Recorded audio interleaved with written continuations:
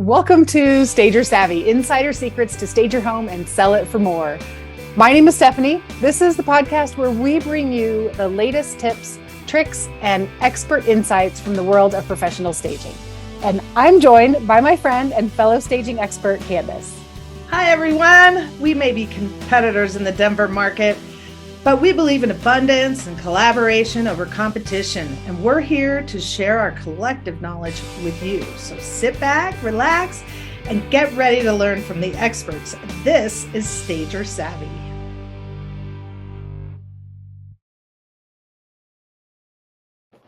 Good morning, everybody. Welcome to Stager Savvy. This is Stephanie. Good morning, Kandice. Good morning, Stephanie. I'm so excited for our episode today.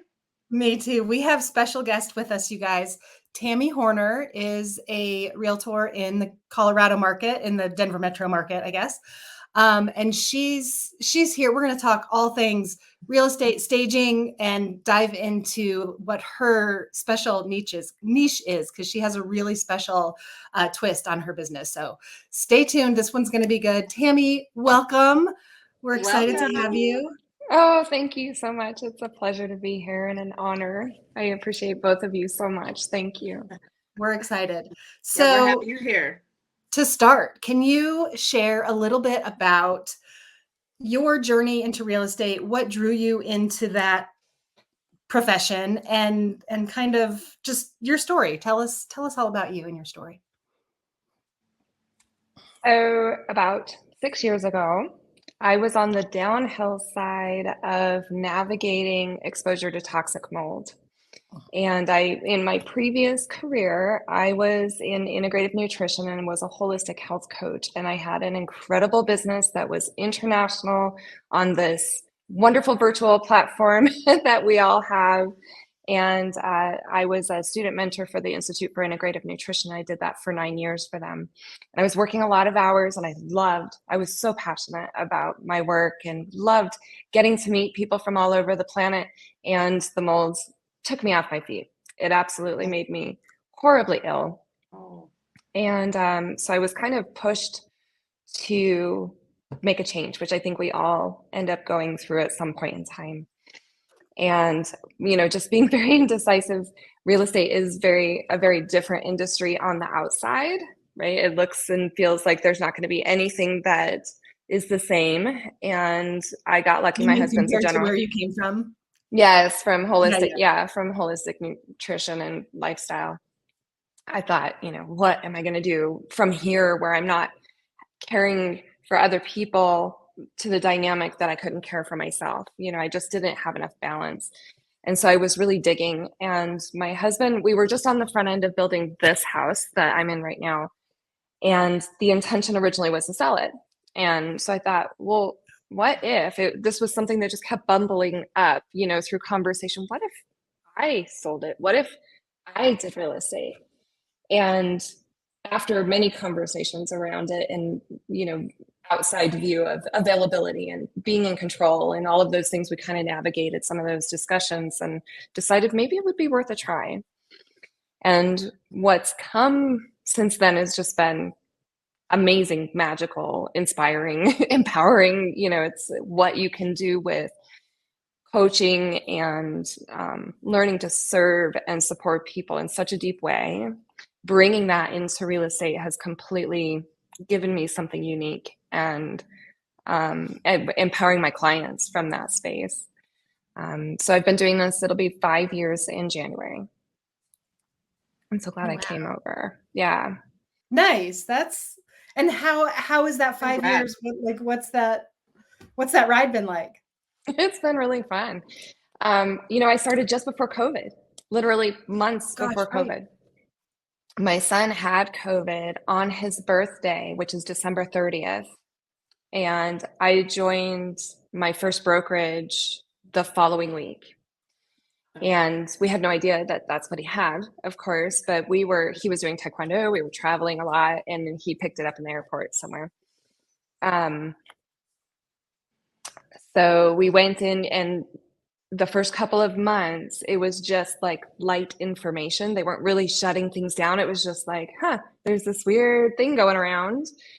And so like January, I did intense training. February, it was like gathering all the materials. In March, it was like, okay, we're about ready to go. And blam, the whole world shuts down. Oh my And real gosh, yeah. estate was one of those like, nope, no showings. Nope, you can't go into anybody's houses. Right. It was like, what is happening? And so I just kind of battened down for the ride a little bit. Like we were in a space where I didn't need to exit in a panic, you know, and get the next first job. I just was able to watch and learn and kind of go with it as it was unfolding. Luckily, real estate became an essential. And it was 6 months before my first sale, but I just have it's been 99% just amazing. And the 1% is those lessons that you just didn't really want to learn. You know, they're not fun, but they're essential as well. So yeah, it's been good. Wow. Okay. You know, the thing that's really relevant for me, especially right now, is helping people with mold and healthy, non-toxic environments, which is impacted by what you guys do, because you come into people's homes and help them navigate that sale, and make it ready for people to come in without getting blasted in the face, you know, with things. And I've had a few things come up recently, which was really interesting because I'm talking about listing a house that's in Wellington. And she's in the industry and was like, we can't stage, we can't have other people's things in the house. And it's because of the potential for contamination, cross-contamination. So I work with a really interesting tribe, and I think it would be good to talk about it. For sure. Especially on a podcast where agents might be listening. Yeah. I love diving into the niche part because I feel like a lot of agents don't think that they need to have a niche. They're like, oh, I help everybody. Like so many agents just go that route. Yeah. And having that, and that it's so impactful, and that it's really brought your people to you. It has. And it's not something I wanted to do. Yeah. I wasn't like, I'm going to go help all these people with mold. It was something that was brought to me, and I was invited to help an individual. And, you know, she just talked a lot about the need for it. And I thought, you know what, I can do this. We can tackle this. You know, of course there's homes out there without mold. I always feel like that was my mindset at the time. You know, there's so much hope. And, you know, how many homes actually are navigating toxicity in the environment to this degree where they're impacting people so badly?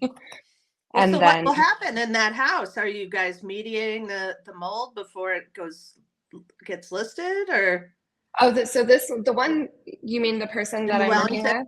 Yeah, so she isn't dealing with mold. She is in the industry. She has a mold dog and helps people to identify where the mold is located in their home, or if there is mold. It depends on where they are. A lot of times people will do like an air sample first, or what's known as an ERMI, which takes dust from the home and it gives it a quantitative measure of what types of mold. And depending on how you do the testing, you can identify in different areas of the home, but it's very complicated. Where the dog is trained to come in and he's just like, it's right here, and it's right here, and it's right here. Wow. Let's talk about rewarding as a realtor. What's most rewarding for you right now?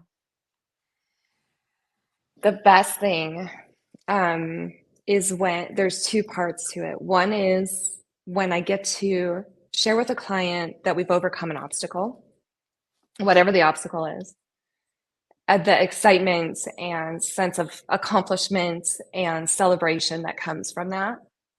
And the other is, of course, closing and getting to be able to share this. It's like a new chapter opens for them. You know, it's like walking with them over top of the peak of a mountain, because that's what it feels like. Right. And then you crest that hill and there's the sun and, you know, all of the opportunity and like, phew. And now from there it feels like everything's downhill, but there's still a lot of work, you know, but it just is so cool to get to be a part of and help facilitate that transition in somebody's life. Right. Yeah. I love the overcoming an obstacle part and being able to celebrate that, because I feel like, I mean, not our people, but there are so many people out there who think, I'll just do it myself. I don't want to pay a realtor, whatever percent. Like, Yeah. they don't do anything, but oh my gosh, you guys do so much. And like, this has to be filed, and if this isn't right, then we have to do this and we have to do this. And like you said, all these obstacles come up. And I think that really helps your clients understand why they're paying you. Like, oh, I'm so glad we didn't have to do that by ourselves. We had a pro on our side, right? For sure. Absolutely. It really highlights, and I don't do it with intention of highlighting, look at the value that I'm bringing, but it's definitely a benefit in the dynamic of being an agent. It does help them to remember, but being able to help them get more energy for the next one, because there's obstacles all the way through. Right. And to stay motivated and not get overly frustrated. Remember, look, we've come over these 3 obstacles and we just have 2 left, that type of thing. So it just keeps them motivated and focused on that light at the end of the tunnel, focused on the goal. We are making progress. We're getting things done. It's going to work. Yeah, it's going to be good. Yeah, for sure. Awesome. I'm sure you've had a lot of challenges, a lot of challenging properties, but is there one that stands out the most? Yeah, there's a couple. Okay. There is one. It didn't necessarily end in success in the way that we would have wanted it to, but I want to talk about it. I would love to talk about it. I went in with a listing in a $1 million property. And when I went in, it took a while to navigate the seller commitment to listing and going through getting ready and being prepared to launch. And we came up with a plan. It took us months to get to where the seller could wrap their mind around, if I don't do it now, I'm never going to do it. And I really do want to sell. So I just need to do it. And this deadline will be good. And so part of my discussions with them include, we need to clean and we need to stage. And it needs to be at this is what people are expecting in this world. They're paying top dollar. We're paying more for homes now than we ever have in all of history. It better dang well look like HGTV or Instagram, right? It's just the expectation, especially at this price point. We're at a luxury price point. So we offered options. They totally declined staging. Anything that was potentially making things a little bit more not a straight line, right? I connected this person with resources to get the home clean before we listed. And this person required me to be on site for showings, for all of them. Oh, wow. Which was the first time anybody had requested that of me. It's not the last, but it was the first. And so I was very anxious, and they were supposed to have the cleaners in there the whole week before we listed. And I was so excited for the launch of this property. I was calling everybody, please come out to see it. It's beautiful. You have this incredible mountain view. The house is huge and it has so much potential and lots of cool rustic Colorado things, this feel that you get for Colorado. And I had a full day of showings that launch day. And I walked in at 8:30 a.m.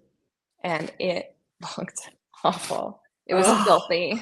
What time was your first showing? 9. Oh my God. And so the story was that the cleaning people came and they released them after 4 hours because they were exhausted.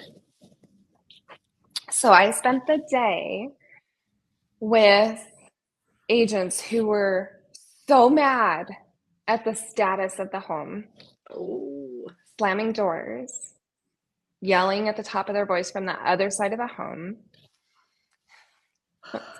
All kinds of fun things. Wow. and commentary on the way out. It was like I could have died. That's the first time that I went home from the lunch bawling my eyes out. Oh, it was horrible. Oh. And so we trotted forward. After a month, this person let us come in and clean us and clean and touch up paint and do some light staging and remove the naked lady statue from the front door. Things like that. It was not a fun time. So did it sell? After we made those adjustments, we had actually had to pull it off to do that. Of course, you can't be active while you're navigating paint and stuff like that. Right. A friend of mine who lives close by to us volunteered basically to help, and the two of us just tackled it for about a week, and then we relisted, and 2 weeks later we were under contract. Wow. And so the difference that it made was significant, removing things that not everybody's going to like. Just the cleanliness made such a huge difference. The first time people went in, they didn't want to touch anything. I didn't want to touch anything. I was just beside myself. Nobody wants to move into somebody's grimy space. No, exactly. Yeah. Wow. And so, I mean, the things that we did were like, make unused spaces useful. My friend is super handy, and so she turned what should have been maybe a dishwasher, it was just like this empty space under the cabinet, into a wine rack. She had like the blow up beds, and we turned some of the rooms into bedrooms, that were empty. Put pictures on the walls that were more friendly, it just cleaned. We did a lot of painting and touch up things, get properly fitting light bulbs and things, make sure all the light bulbs were replaced, the basics. And none of it was done. It was really a thing. But to see, I had pictures redone, and we reposted the photos. I was blasting out, look at all the changes we made, and this home is now ready to go. And when we did get under contract, it was at list price. And so I was really proud of that, that look what can happen, It's just so powerful. And that, I would say, is like the most stark experience that I've had, where you can't just take a home that hasn't been maintained, hasn't been cleaned, still smells like dog, just like all the things. It's just not going to go, especially at a higher price point. It's just not, that's not your fix and flip price point, Right. So, and just with a little bit of love, it took us a couple of weeks full front end to the end of it, beginning to end, and it was like a completely different home. So would you say that was your first experience in seeing how staging and prepping a home can make a big difference? Was that kind of for absolutely. You, kind of like the light bulb? Maybe I need to start adding this into my Well, and at that time, it's interesting that you asked that, because I would have paid for it, and I don't, it's part of my package, and it has been since the beginning. Typically, if it's complicated, if it's too much for them to take on, the dynamic is that they don't have to take it on. I'll take it on, right? Yeah. And those are the conversations that we have. Or if they're moving out, and they're navigating that piece, and the home is now empty, I can come in, right, and fill gaps. Like it's non-negotiable almost. And I share that story with people, that and even a vacant space is tough for people to wrap around, even if it's really clean. Indeed. Yes. Right. Yeah. So you take that on for them if they're not up for it or whatever. That's a huge service. Wow. That's great. That you provide. I want them to succeed. I want it to be a successful process. And I get it. Life is demanding of everybody right now. And this is my job. I want them to succeed. So I'm going to step in where I need to. Yeah. We love agents like you. I know, right? There's a lot of agents that are not willing to go above and beyond, which is very sad. So as stagers especially, we love an agent that believes in the process and knows the difference it can make. Yeah, 100%. Yeah. So do you, Tammy, offer a consultation for every property, or how do you fit staging into your everyday? Yeah, this is actually part of my presentation. So I have an official presentation. I didn't think to have one by me, but I have a beautiful printed and bound little booklet with all of the steps, and staging is built right into it. Like this is just what we do. I let them know that I cover the cost of it. So it's not, and this is part of my service, even though it's not me showing up most of the time. It's, it's Stephanie. And, and so, I give them options. We can bring in furniture, and if you're moving all your stuff out, here's this process. Or we can leave your furniture and here's this process. Yeah. And it's been, that they don't have to think about it. They don't have to own it. It's not in addition to what they're already doing, that I've got that. And, like when they meet with Stephanie, I'm just like, hey, I'll go home. I'm going to give Stephanie your information. She's going to call you and, she'll come meet with you guys, and then we navigate it from there. So Tammy, why do you think all agents aren't doing that? I think there's two things. Mindset is one, right?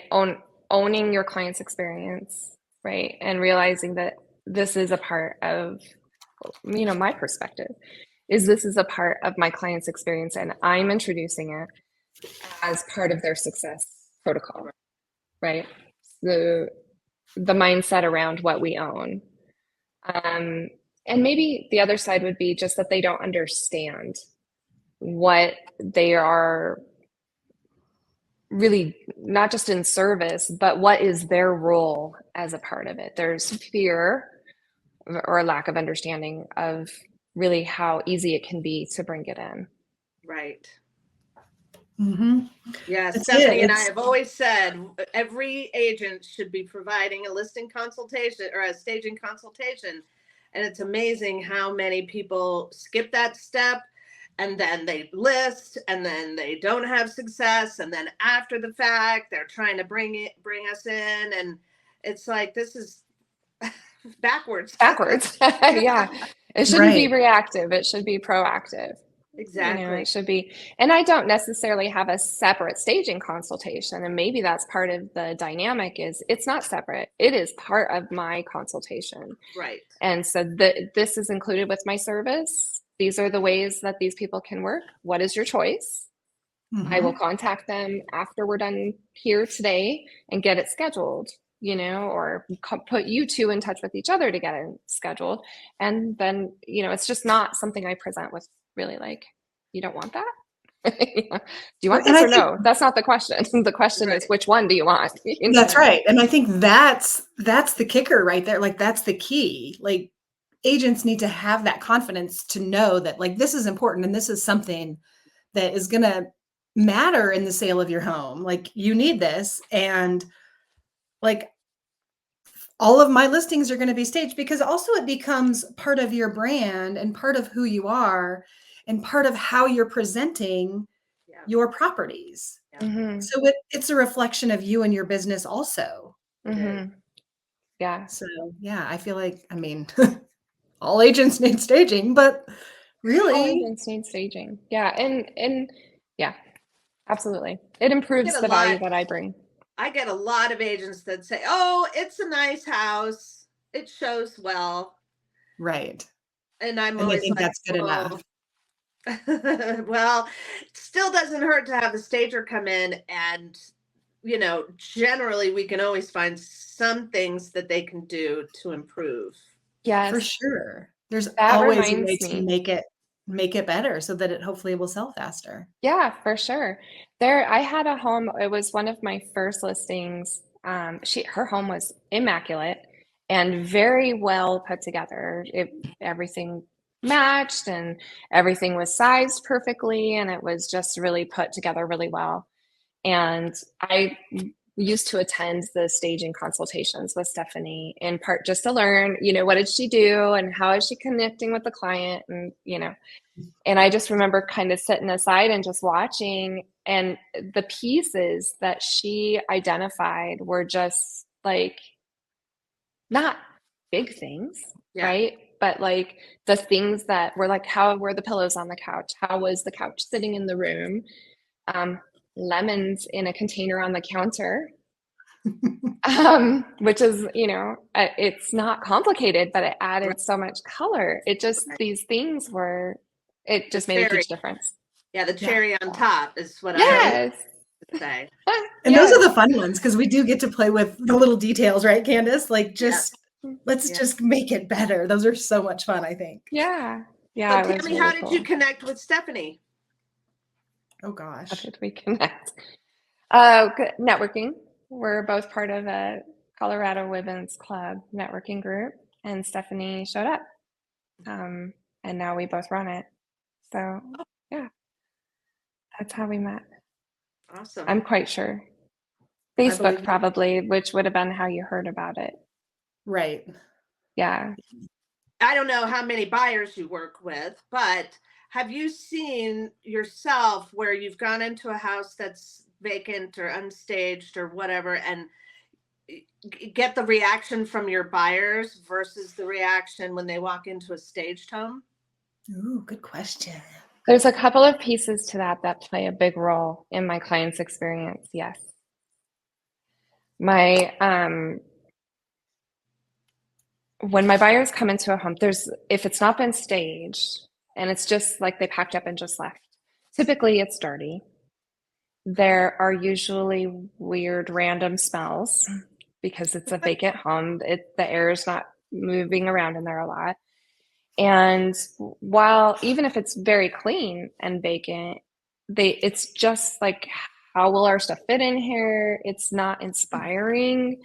It's just kind of, even the nicest homes vacant tend to get this like meh kind of response, like, yeah, this will work, but it's not like, this is the one, Yes. And the homes that we've walked into when they are staged typically get this, oh, this is really nice, and you get that immediate emotional reaction that just helps them. You can just see them walking through. I love how this room looks. Oh, I really love this kitchen. Look how big it is. Look at and they see all the assets of this space rather than trying to figure out in their head, how is my furniture going to work in here? They're seeing it working. I love hearing that, because that's the stuff we talk about, but to hear it from the other side is. Well, and she said it brought out an emotional response, and that right there is exactly why we stage properties, is to get emotional response, and you don't get it in a vacant home. People, like you said, just go in and go, and then if it's staged, there is that wow response. For sure. Yeah. Yeah. It's so fun to hear that, because like we know it. But... Yep, she said it. Yay, Tammy. Yeah, it's a fun experience. Yeah. It's interesting too, because I'm noticing more and more a home that has been staged, because of the population that I work with. We are so honed in on visual cues,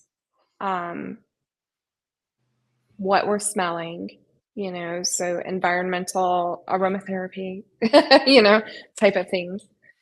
If there's an air freshener in the home, if there's strong cleaners used in the home, if there is a smell of mold or mildew, like those types of things really are highlighted.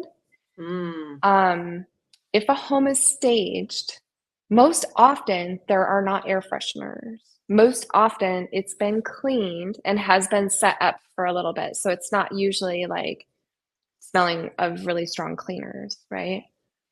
The human smell which you might not notice unless you're in this industry, is usually not in there. And it's probably because the furniture is not staying in one person's place all this long time, right? So you don't get this human smell, which is just a strange smell.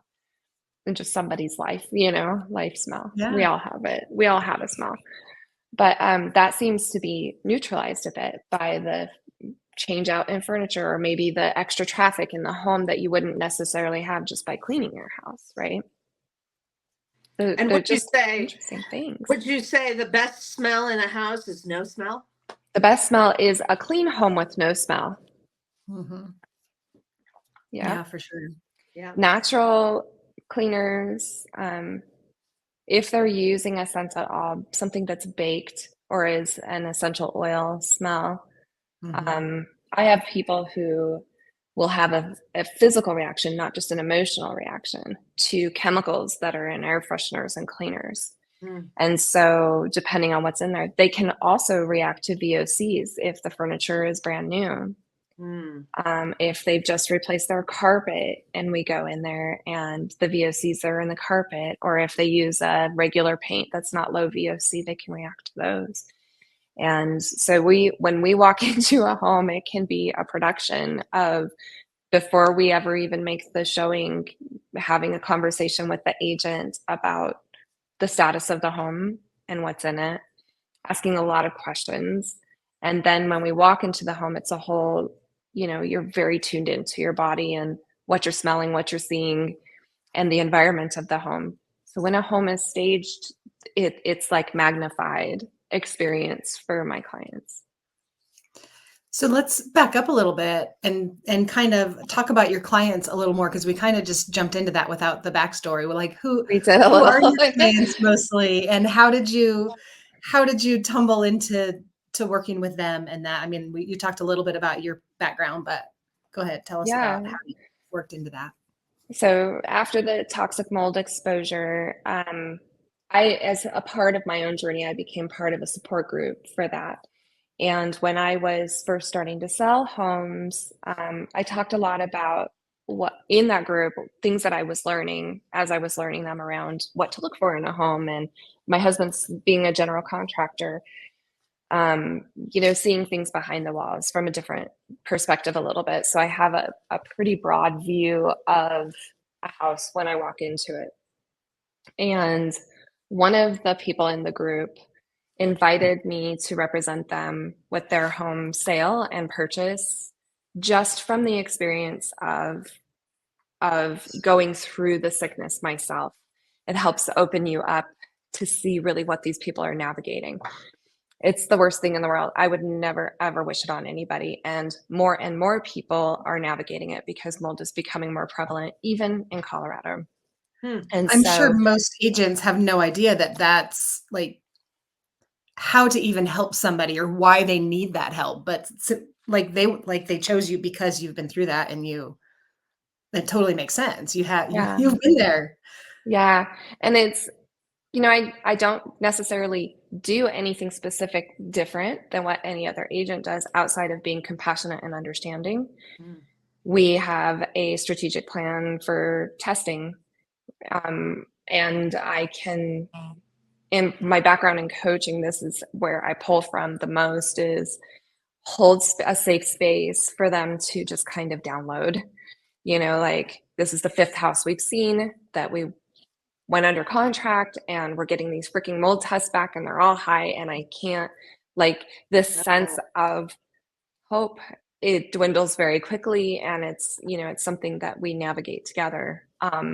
Having a good strategy and understanding of the value of testing is so important. Having not looking at somebody like they're an alien when they tell you, I can't stand next to you because you're wearing hairspray. Because they have this physical reaction to the chemicals. And so backing up just a little bit, I'm not a physician or a functional medicine or natural health practitioner anymore. But my understanding is that there are 2 different ways that mold can go. And there's people who don't really react to it visibly all the time, or haven't yet developed a response. But what happens is our little toxic bucket from exposure our whole life gradually gets full and reaches a tipping point. And when you get to that tipping point, when you're exposed to mold, it can throw you over the edge of the bucket. If you have co-infections, like Lyme disease is a perfect example, asthma is another perfect example, it exacerbates those symptoms. And if that particular autoimmune or whatever it is you're navigating has been kind of set back, like it hasn't really been giving you problems, now it's going to give you problems on top of the mold. And you develop this incredibly complex symptomology list, right? It's just like massive amounts of really crazy things that are very hard to diagnose. A lot of people end up in this spiral that's very expensive, and it's also very difficult to clear. The number one thing is they have to move out of the moldy environment, whether it's work or their home. And there's legal ramifications to selling a house with mold in it. Obviously, because it makes people sick. It can be very dangerous.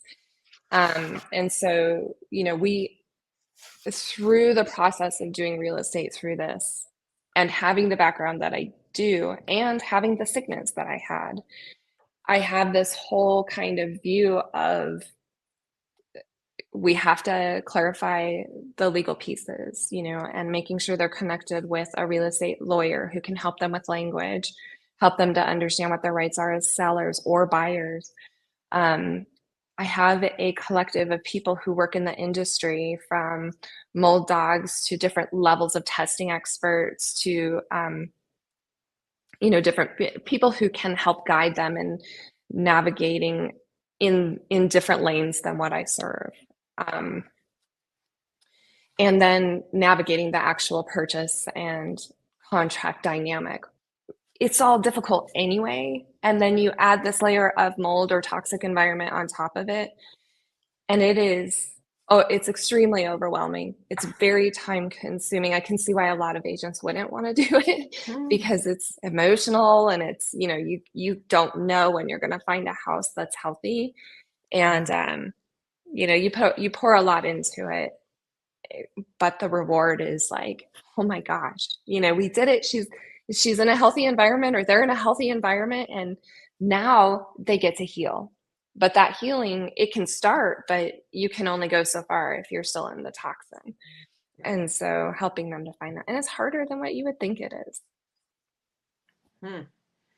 So every home, you kind of started with that before. Every home you go into, you're paying attention to whether it smells moldy, or if that's a human smell or a dirty smell, or you're Yes. figuring out all of those things because your clients, you have to for your clients, really. Yes. And not those just are my the clients clients.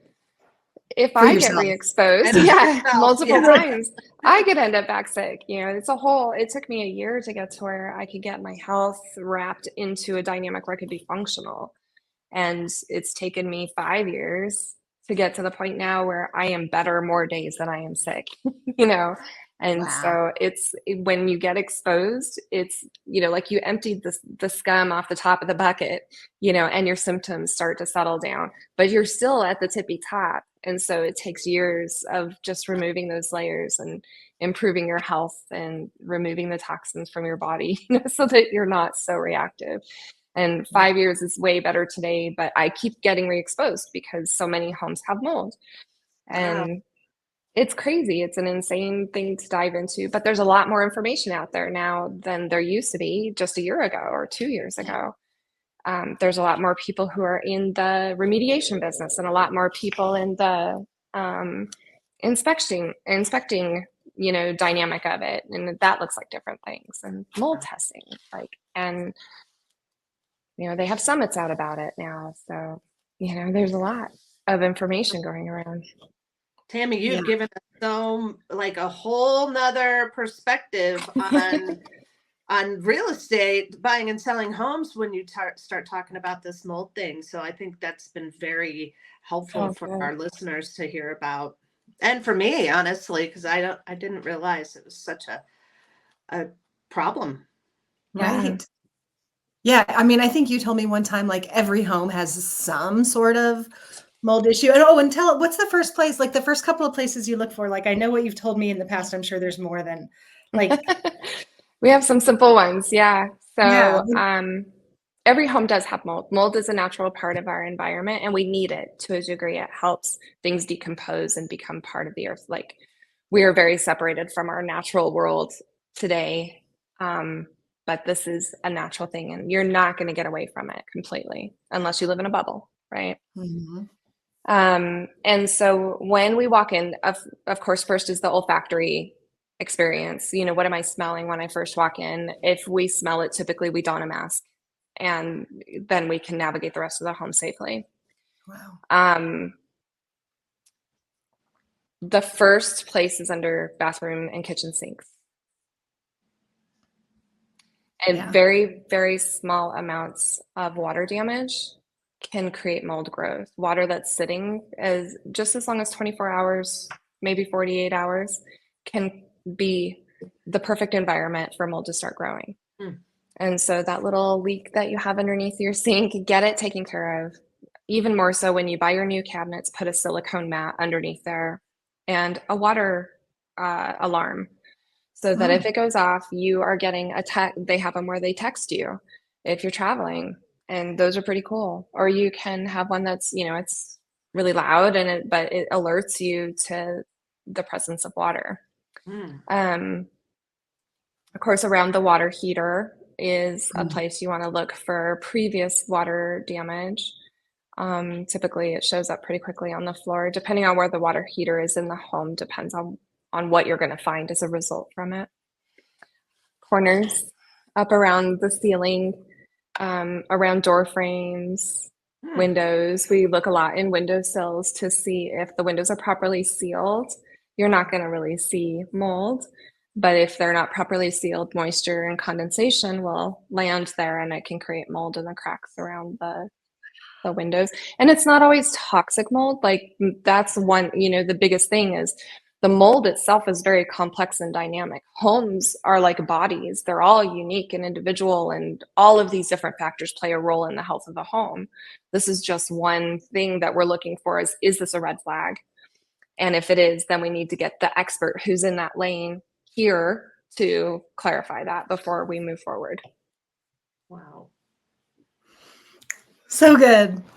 Love it. Totally enlightening. Right? Good. Yeah. Like, good.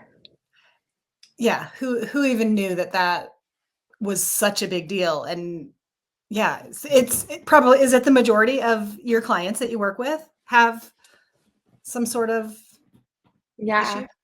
I can help anybody, but Course. most of the people who have been referred to me, which my business right now is 100% referrals, almost everyone is dealing with or is seeking out a healthy home and was referred to me by somebody, you know, online or whatever. Yeah. That's amazing. And that shows too, like, the power of knowing who you can help the best and finding your niche and really diving in and like just accepting it. Like, these are my people, and they're attracted to you, and you just kind of pull them in. And I feel like so many agents too, like, think, oh, I'll just help everyone. But to be able to really dial it in and work with people who mean so much to you, and you can relate to them so deeply, I guess. Like, that's huge. Everybody should go get a niche. Like, you need to have something. Sure. Yeah. Well, it's helped me. Right. Well, and it helps me clarify where my gifts are, right? You know, it's like, because not everybody's talking about it, I have something that's unique and different. When I'm giving tips, these are not left out. You know, we can give the same 5, you know, but then add on 2 more, because honestly, it's going to save your home. When you're talking to everybody, I think I say this a lot. When you're talking to everybody, you're talking to nobody. Right. And so when you clarify who your niche is, and I speak a lot about water intrusion and water damage and what to look for and how to prevent it. I'm a huge proponent of preventing, because really it's the only way. And so being in front of your home maintenance, my whole 2025 focus is on home maintenance this year. I'm so excited about it because there's a lot to learn and a lot to think about when you're a homeowner. And so I just want to give it to them, like, here, just do these things. And if it happens, this is what you do, and you don't do anything else. You don't sit on it. You don't wait. You take these steps and you're going to be okay. Otherwise it reduces the value of your home. It makes it harder to find a buyer who can buy it. And then, you could very well be stuck with a high remediation bill that will kick you in the teeth if you're not careful. Wow. So it's a lot. And so, I didn't pick the niche. I didn't necessarily want to go down this direction. The niche picked me. Yeah. And I think that makes it even better. Like it has to come from who you were, or, what you've been through. Like, we've all walked these paths. Figure out what part of that path is what sets you apart. Right. Yes. And yes, you totally did that. Love it. Yeah. Love it. Love it.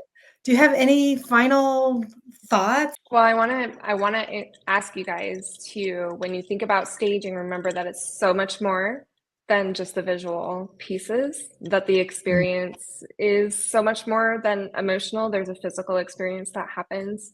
Yeah. And that the role that you play is so important, because not always can an agent tell somebody something and that person can listen, and so the added benefit that you bring for me as an agent is that talking about all of those things is hard with somebody you're trying to land with a deal. Talking with somebody all the time about these hard things isn't always possible when you're trying to close a deal, right? And so I'm working on trying to develop a relationship with my client, and I'm trying to help them to see that they can trust me and that I am here to support them. And then your stinky socks are smelling up your whole bedroom and your dog line across the wall isn't working. Like, we're going to have to clean that. It doesn't necessarily secure a deal, right? They're like, I'm going to go to somebody else because you should have heard what she said. Right. You're going to make me do all this stuff I don't want to.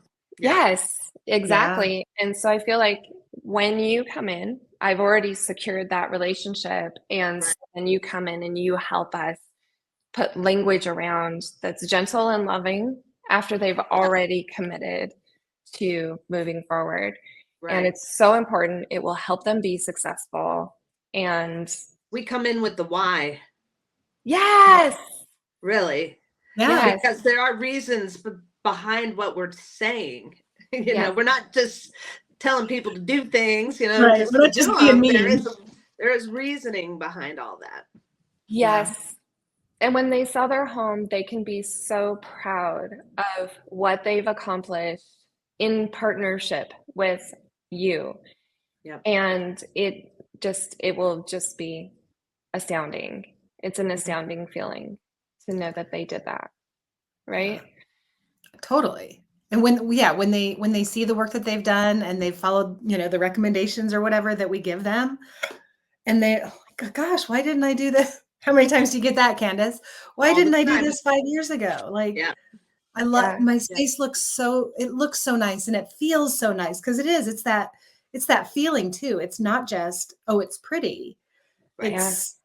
It's all of it. It clears our mind when there's not clutter all around, and it just makes our home feel more peaceful and better and all of those things. So open and functional. Yeah, for sure. Yep. Yeah. But physical is something I hadn't thought of either. You said it's an emotional thing and a physical thing. And especially for your people, right? Like they totally will have a reaction to something bad that's out there. We went into a home last week. Bless you. We went into a home last week. Well, it's been 2 weeks now. And they lightly staged, but they had this air freshener downstairs. I was in there maybe 5 minutes, and I was like, I have to leave. It was so overwhelming for me. I couldn't stay in the space. And my eyes started watering. And the first thing that happens when I know it's triggering other things is my my senses start getting really cloudy. It's hard for me to think. Oh, gosh. And I spent 3 days with, we call it word drop, where I couldn't think of the word for things. And so then I'm going, what's the word for this? What does it mean when, and your brain just like stops connecting. It's so toxic. And once you have that level of toxicity, it's so easy to trigger that. But those air fresheners are the worst. And well, and I think that's a sign of something. If people have air fresheners, hiding, it's like, what are you hiding? And what are you trying to cover up? These air fresheners signal. And I find all the time that agents say, oh, I just love that it smells good when you walk in, or, the whole candles and all these things. It's like, you shouldn't have to do that. No, right. You shouldn't be covering anything up, right? I do like, and I do this in my home, I love natural smells. I like cinnamon and cookies and vanilla and, those smells. But there's non-toxic candles. Mm-hmm. And you can bake cookies, and just load the air with that wonderful smell. Or years ago, I don't know if I could ever find this again, there was a lady at a craft show who made these little apple pies, and it was potpourri. And then she had essential oil blend that you would put on it, and then you stick it in your oven for preheat your oven and then turn it off. And you stick this in the oven, and it warmed it up, and it became like a diffuser kind of.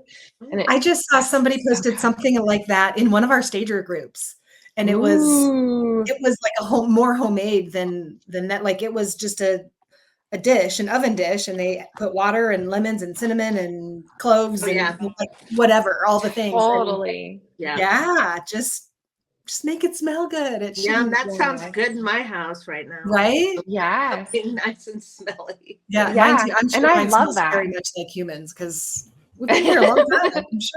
I'm sure we have a smell. We all do. But yeah. Oh my gosh. That's good. I hope your agents take stuff away from this, where they realize that the plugins are not great, and that it might actually make somebody sick. Yeah. And just to remember to say, I just think even if they don't like them, who remembers to say it, to their people? Don't just skip the plugins, just skip it. And so it's part of my checklist. Skip when you list, because I'm not going to remember to say everything. There's so much to talk about. Yeah. Gotta write it down. Yeah. That's something on the checklist. Skip the plugins. Yeah. Candice, do you have any other questions that you want to? No, I think this was excellent information. I think so too. We appreciate you, Tammy. This was so good. I love hearing your stories and all the stuff and the ways that you help, as you call them, the moldies. My moldies. We're a tribe all our own. Yeah, it's great. Oh my gosh. Well, thank you. Thanks for being here. Thanks for sharing your stories. Thanks so much. Yeah, this was fun. For having me. Great. Very enlightening too. So we appreciate it. All right. Until next time. Thank you. Until next time. Have a good day. Bye, Ladies. Okay. Bye. Thank you for listening to Stager Savvy, insider secrets to stage your home and sell it for more. We hope you've enjoyed our discussion on home staging and gained valuable insights that you can apply to your own real estate journey. If you have any questions or ideas for future episodes, or would like to learn more about our services, please feel free to visit our website, stagersavvy.com, or reach out to us directly at stagersavvy@gmail.com. We're always happy to help. And don't forget to subscribe to our podcast to stay up to date on the latest episodes. And if you enjoyed this episode, please leave us a review. Your feedback is incredibly valuable to us, and it helps us improve our content and reach more people. Thanks for tuning in. We'll see you next time.